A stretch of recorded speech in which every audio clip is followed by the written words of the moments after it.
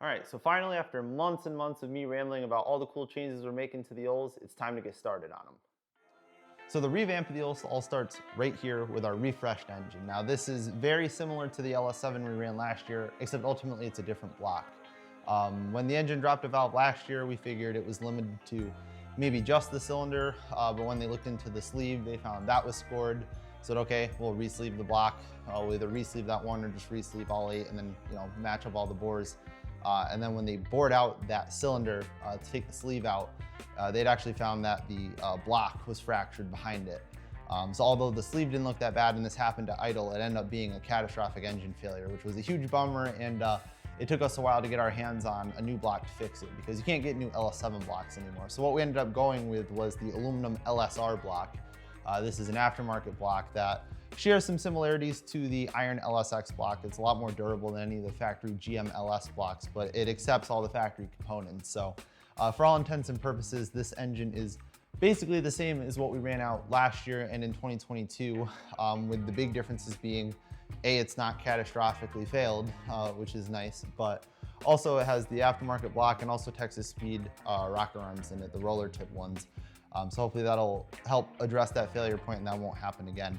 But everything else, the intake, the cam, pistons, rods, crank, all that stuff's the same. We obviously replaced the piston and rod in the cylinder where the failure happened, but it's all the same stuff. It actually picked up a little bit of power. I'll put up the dyno curve here. It ended up finally cracking the 700 horsepower mark, which is really cool. Before it made 692, so it was so close, but obviously for ego and bragging, you want to say it makes 700 horsepower. That's a lot cooler than 692. So I finally did that and it actually picked up 18 pound-feet of torque up to 645. I believe it made 627 before. And that could have been the dyno room conditions, but also the roller tip rockers help reduce friction in the valve train, free up a little horsepower there. But finally we have this back. I'm so excited. Obviously this derailed our season last year, and honestly that engine failing kind of led to all the changes we're going to be making this year. So it is very nice to have this back because this has really been the thing that's been holding up all these changes on the car. To get started on the DCT swap and all these changes, we really need to have the engine in the car. And so that's the first thing we're going to start with is we're going to mate the DCT up to this thing, drop it in, verify that it clears the trans tunnel. We think it should, but obviously we want to check that. And start making custom brackets, getting this thing in so we can start hooking up sensors, running wire, and all that stuff. So finally, let's get started. All right, so let's open some of these goodies we got from our partners over at DomiWorks. Now, as I mentioned in the original DCT introduction video, DomiWorks has come on as a partner in doing this swap, which is really awesome because they cover all things DCT and 8HP transmission swaps. They pretty much make any and every component you can think of for taking these transmissions and putting them behind basically whatever engine you can think of, as well as all the associated accessories and components to actually get the trans up and running, at least from the mechanical side. And so first here we have their carbon fiber paddle shifters. These kind of work hand in hand with what's in this box, which is their actual paddle shift units. Now these are the electronic side, the actual switches of the paddle shifters. So we'll bolt these paddles to this and then we'll make a mount that goes to our steering wheel. And this will be what allows us to have actual manual paddle shifted control of the DCT, which is really powerful and really convenient because even with a lot of sequential transmissions, they have the lever shifter, not paddles, and you have to spend another $5,000 to $10,000 for an air actuated paddle shifting setup, which is really what you want for autocross and road course. Paddles are the best bar none because you don't have to take your hands off the wheel. So since we have these from them, we can integrate that with our DCT swap. So we can either put it in drive and have it in automatic mode or use these paddles, have full manual control, which is obviously going to be our preference for when we're racing. In this box, we have their cooler adapter, which is another important thing.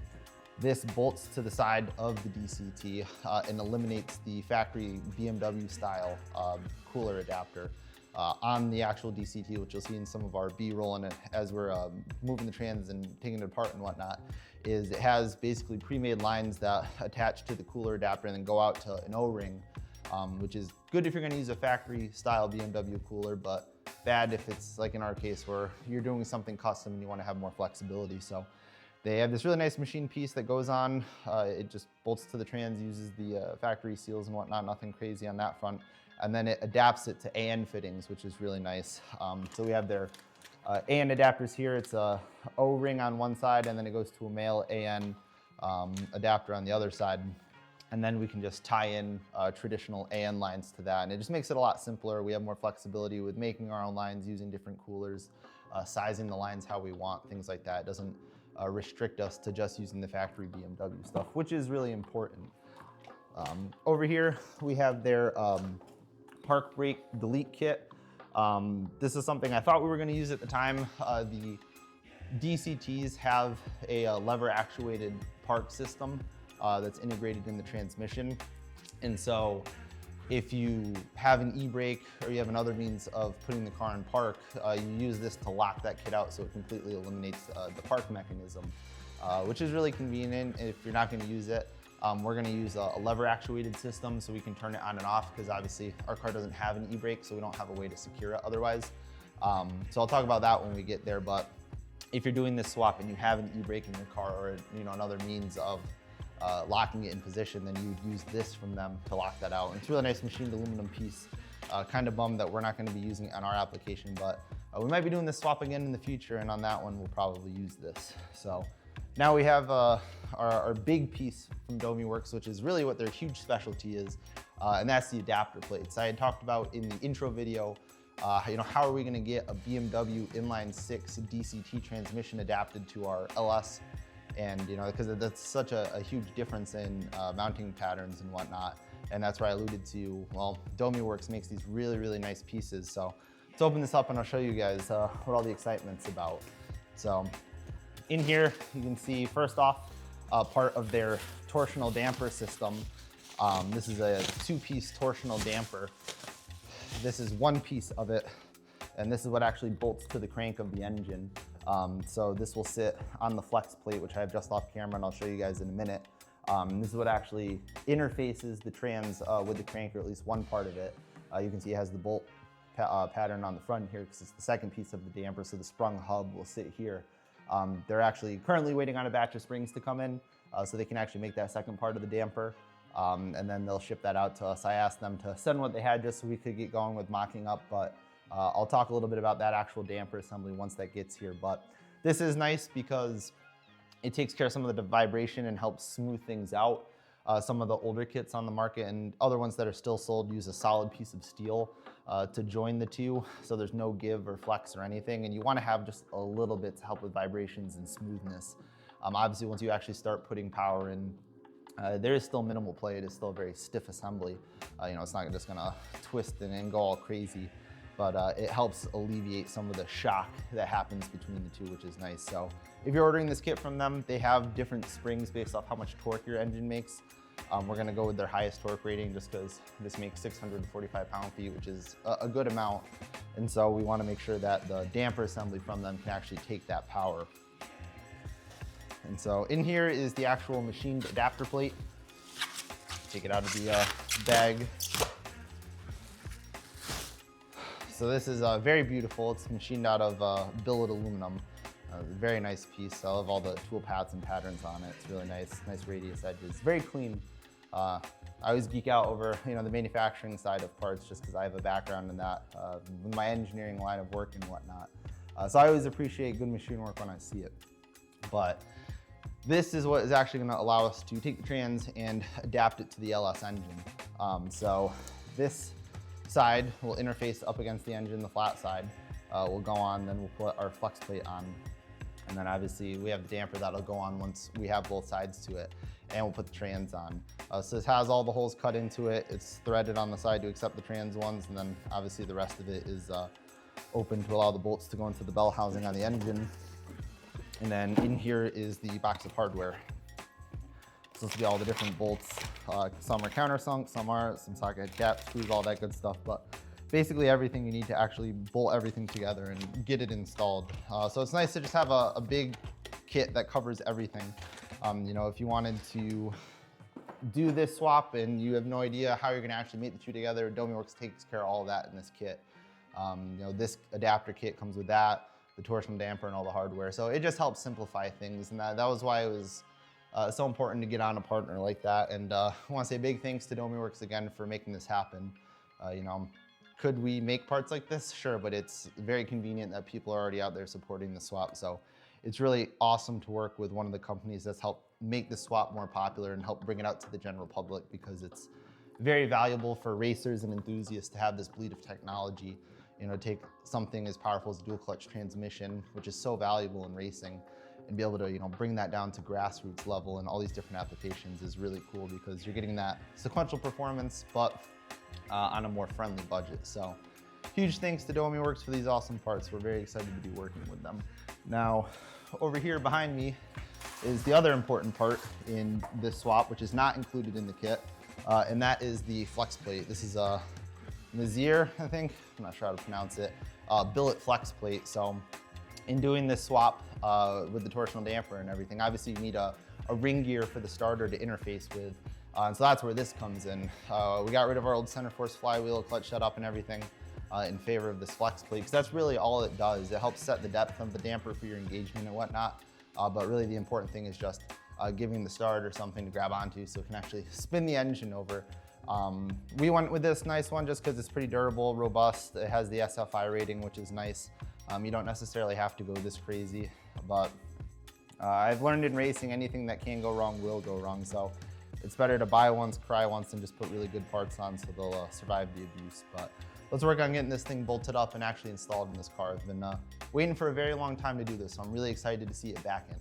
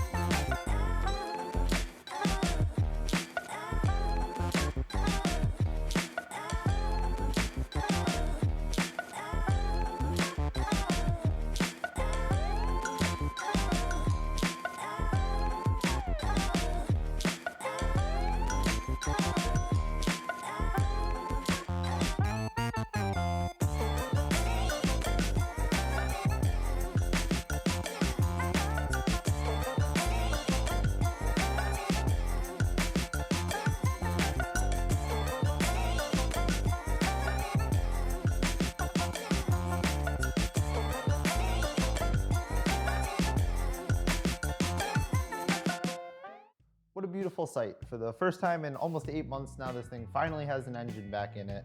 I almost forgot how cool it looks with the engine actually in the chassis, and also how far set back it was, because it's been a minute since I've seen an engine in this car. But as you saw in the time lapse, we got the trans adapter plate on the engine and on the trans.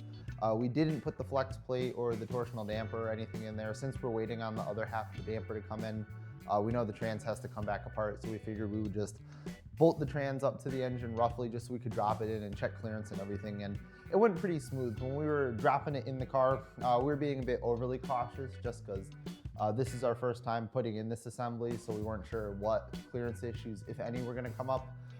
Fortunately, it clears the trans tunnel, so I don't have to put the third trans tunnel in this thing in 3 years. I was kind of dreading that. I was really hoping we weren't gonna have to redo it yet again, but the trans tunnel we put in it in 2022 when we did the LS7 swap originally works. It's a little tight in a couple areas, which I'll show you in some of the B-roll clips, but it clears, so no hit issues or anything like that. It pops in. A couple areas where the adapter plate bolts are a little long, and so they're a little close to the trans tunnel, so we're gonna wanna trim those back, but nothing too crazy, nothing that we can't pretty easily take care of. So now that the engine and trans is in, we can start doing things like getting the drive shaft dimensions, start working on making custom crossmember, things like that. We got the engine and trans pitch set to where we want it to be, so it's actually angled how it's going to be when everything's installed finally. So from that we can go in, we'll probably 3D scan the bottom of the car, which I'll film, so we can have all of our reference planes and everything for making a mount. We're gonna have to make a custom mount because the mount on this trans sits behind the frame rail mount, so it's not like we can really use those or build off of them. So we're just gonna have to make a cradle and assembly from scratch, which we'll cover. It's nothing too crazy, but you know, you want to be somewhat thoughtful with it and make sure it's going to stand up to the power and the abuse that it's going to see. But beyond that, I think the engine is installed for the final time. It's not going to come back out. So we can start running the harness from the Haltech and whatnot to it and start getting on top of that. And then the front of the car will come together pretty quick. We're gonna leave the core support and the suspension off for now just so we can get in and start running the wiring and just have full access to everything. But yeah, it'll start looking like a car again pretty soon. On the transmission side, we're gonna leave it in for now. We're not gonna take it back out until we get the torsional damper and the flex plate here, just because we wanna leave it in place so we can start running the canformis harness to it. So from the TCU to the trans. So we'll leave it in place for that. We'll leave it so we can start mocking up the cooler lines, just things like that, all the things that need to go to the trans or around the trans. Get the drive shaft measurements so we can have a custom drive shaft made. Something with the drive shaft that we didn't think of at first and you don't necessarily think of until you're actually here doing it is that these transmissions use a flange mount on the output shaft because they're installed in cars that have an IRS. So, you know, you're never moving your drive shaft, it is what it is. Obviously with this being a live axle, it'll move, and so you need your drive shaft to move. So we're gonna have one made with a slip shaft in it so it can extend or compress a little bit as needed through the travel range. So that's something you wanna keep in mind if you're doing this. This swap in a car with a live axle. We're working with Seam's Legit Garage on that. We have some more other parts we're gonna be using, which I'll cover in future videos, but they are another shop that does a lot of these DCT swaps here in America. I think they're in Michigan, but could be wrong. But they make custom drive shafts to do this swap. So if you're looking for one, definitely reach out to them. Now that we have everything in here and mocked up, it is time to start wiring this thing. So we'll get going on the PDM wiring, the wiring for the Haltech, the canformants, and then all the miscellaneous sensors and stuff. So we're gonna get started on that and I'll catch up with you guys then. Now it's time to turn this big mess of wires into a functioning race car. And with all the changes we're making, basically we're starting from scratch for all the electronics. With the PDM covering all the core functions of the car, the new ECU, things like that, we're really starting from scratch. And so it's a good opportunity to just clean everything up, pull everything out, and start over. We had rewired the car back in 2021 with a painless wiring harness. It was one of their universal kits. And that allowed us to clean up a lot of the wiring and address little gremlins from like 50-year-old crusty wires breaking, things like that. And that was good, but the car's changed a good bit since then, both just with what parts are on the car, but also what our intentions are with the car. So we felt that it was time to just start over again. It was easier to do that versus splice into the existing harness. So we pulled everything out. As far as that painless harness, we're gonna reuse some of the wires, like things like the headlights, turn signals, like the routing and the path there is still the same. So we can reuse those wires, but we're just not using that fuse block anymore. So we unpin them and we'll tie them into the PDM. And that kind of rings true for most of the functions of the car. Now, we have this big panel here. This is a piece of ABS I got from Send Cut Send that we designed to go up under the glove box area of the car. We've always kind of used that as our electronics hub for the car, and that's going to continue. So I'll get some shots and put them in, but that general area is where we're going to put the Haltech ECU, the PDM, the CAN TCU, pretty much all of our control modules will be there. It's a decent spot as far as packaging goes, but it's also a convenient place where we can open the glove box, tie into everything, look at the ECUs, monitor them. Like the PDM will tell us if there's anything wrong with diagnostic LEDs on top of it. So it's just a convenient thing. You can just sit in the passenger seat and then look at it. So that'll be the first thing, is we're gonna locate everything there and then start running some of the harnesses. Now, the first harness we're gonna run is the main engine harness for the Haltech. So now that the engine and trans are in, we can start running the harnesses to them. We'll start with the Haltech. It's gonna go through in the firewall in the same spot it did before, which is kind of right in the center behind the engine where that setback is in the firewall. So we're gonna pull that through, start running everything to the sensors on the engine, and then simultaneously we're gonna start running some of the PDM harness stuff too.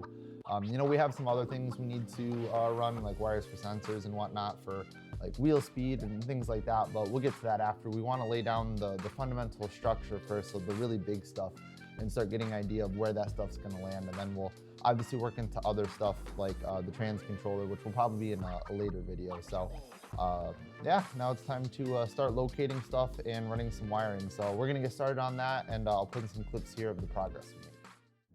All right, so I'm sitting here with what looks to be a big jumbled mess of wires, but it's a bit of controlled chaos. What you're looking at here is the main harness from the Haltech. The Haltech we run has the pre-terminated harness for the LS, but since we have the whole car ripped apart and we know what systems are going in and what wires need to go where, we're trying to do a lot of optimization, really just clean up work with the wiring. In past versions of the car, it always looked like things were an afterthought, because when you would add in a system or rearrange a circuit or something like that, you just kind of add separate loom or tuck in a wire where you could. Whereas here, we have a kind of clean slate, so we're taking that approach where, for example, the CAN-Formance harness that's sitting back here, well, we have our electronics hub up here with all of our controllers, which I'll talk about in a minute. But since we know all the wires are going to the same spot, we can open up the Haltech harness, route everything in there, and then it's just very clean, one harness. Everything's still bundled together, so within the harness, like we have the CAN-Formance wires bunched together, some other power wires bunched together. So they're grouped within the harness, so you can kind of follow stuff that way. But that way, when you're in the dash, you're looking, it's just a single loom, very clean, very nice. Not the most convenient if we need to open it up and alter something, but fingers crossed we won't be making any changes after this anytime soon that requires that. So back to the electronics hub I had mentioned, we have to use the same location that we have in the past of the car. We rewired it back in 2021 with the painless kit, and we moved the fuse block into the glove box area just because it was convenient, and we opted to do the same thing now. We have that ABS piece that I was talking about in the previous clip from Send Cut Send. We got that all installed in there, and we have all of our electronic controllers in there. So we have the PDM, the CAN-Formance CAN TCU, the Haltech, and then also the wideband controller for the Haltech. With the O2 sensors on the Haltech, it's a separate little controller that they go to, and then that feeds the ECU. So we have all those mounted in there. They're all mounted on little rubber isolators.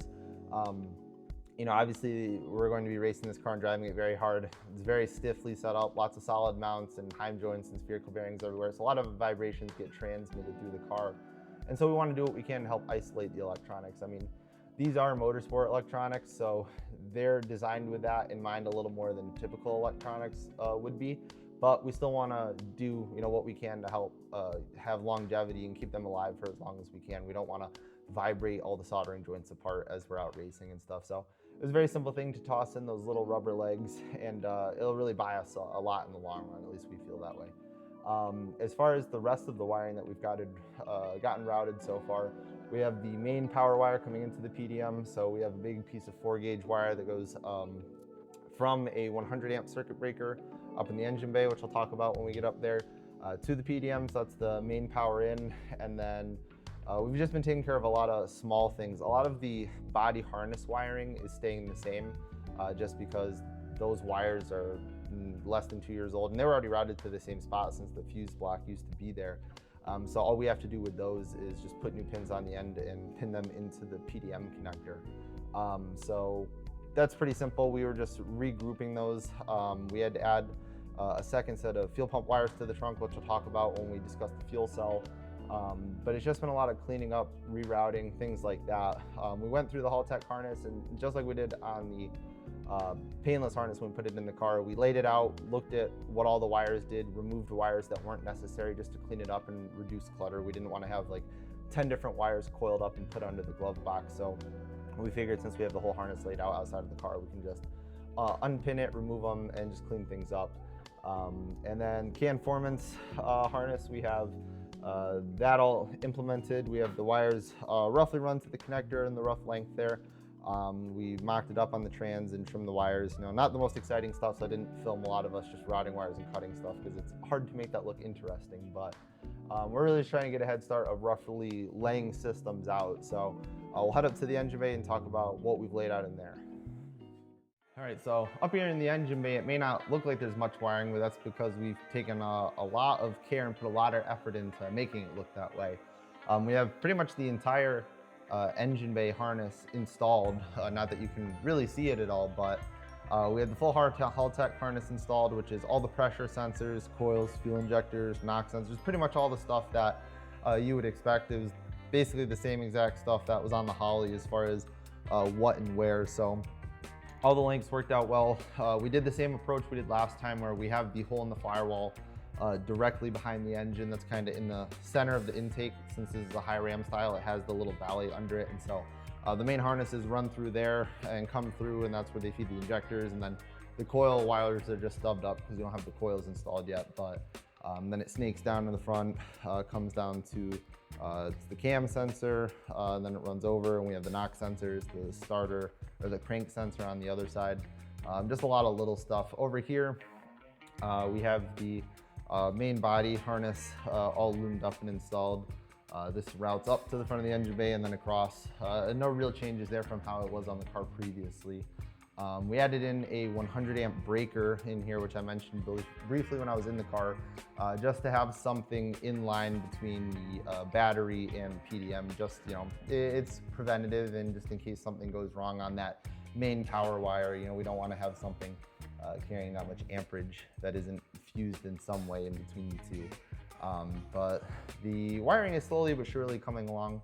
We have another performance system that we're going to be putting on the car that I'll talk about in the next video that will also require wiring, and that has to do with the wheel speed sensors and things like that. That's why the wheel speed sensors aren't wired up. We don't have anything there yet.